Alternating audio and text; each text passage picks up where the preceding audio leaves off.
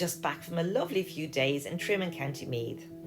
The town is possibly most famous for having the largest Norman castle in Ireland, but it's hard to believe that a council wanted to tear down Trim Castle in the 1970s and use the stone to build a motorway, so thank heavens that didn't happen, because it's now a hugely popular attraction and a very important stop-off point on Ireland's ancient East.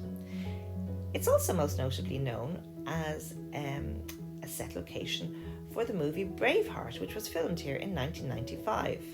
And the Visitors Centre holds lots of memorabilia from the film with costumes and props showing what people wore and how they lived in medieval times. I just had to get the obligatory Braveheart Insta photo, didn't I?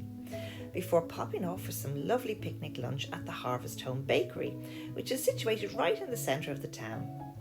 We ate the picnic just outside the castle walls after we crossed the famous 13th century bridge, which is one of the oldest in Ireland. St Mary's Abbey is another lovely landmark feature that you'll see, as well as lots of others.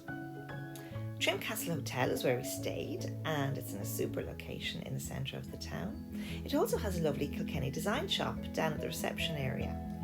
Flowing a total of 70 kilometres, the River Boyne is a landmark in its own right.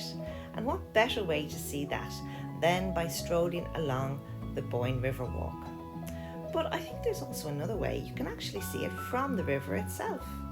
And that's what I did when we took a raft with Boyne Valley Activities. They offer kayaks and lots of lovely ways to see the river by water.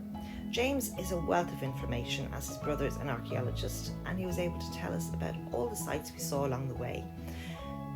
The tour ended at St Peter and Paul Cathedral, and it took us about 2 kilometres down the river. It really was beautiful.